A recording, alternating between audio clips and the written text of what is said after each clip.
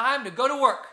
So I've got a few different tools, and when you're thinking about tax is a big toolbox. I've got some real tools here. I know I always talk about going to work. We've got a handy hammer, right? And if I'm going to be working on maybe building a house, which we'll talk about later on, I'm going to need a hammer for sure. I'm also going to need a tape measure. Tape measure is very important. Got to have the right measurements. And of course, we're going to need to have a screwdriver. Screwdriver, very important tool.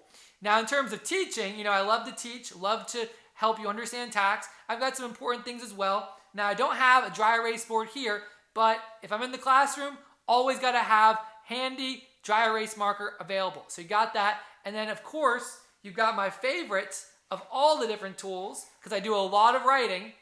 Got a handy dry erase board eraser. Ooh, right? Very, very handy. Got to have that right here in my little pouch. So we're talking about itemized deductions here. Now, there's really three major itemized deductions that when we think about itemized deductions, really we're talking about. But there's many different itemized deductions. And there's others you need to learn about as well. But the big three are the mortgage interest deduction, why I'm wearing this outfit, because mortgage interest deduction really applies to when it comes to personal property, or personal use property, I should say. We're talking about personal use, talking about qualified residences. Also, you've got charitable contribution, and you've got the state and local tax deduction.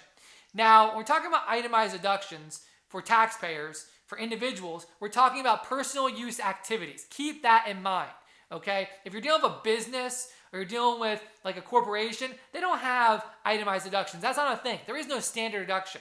It's either you got income or deductions. When you're talking about individuals, that's where you get to the difference between the standard and itemized deduction, above and below the line, those types of issues. So these itemized deductions, which are also known as below the line deductions, that are subject to, you have to have more that actually can be taken over the standard deduction, right? Whichever one's greater, standard or itemized deductions that can be taken in total.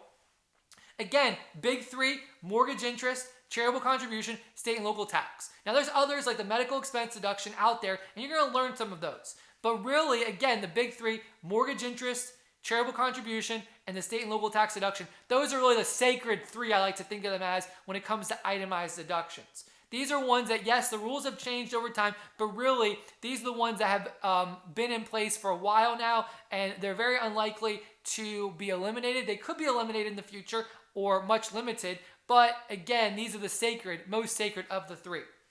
Now, keep in mind, construction worker outfit, mortgage interest deduction, very big. Congress trying to encourage people to buy homes and invest in homes. And of course, a lot of people need mortgages, need to borrow money in order to actually acquire that.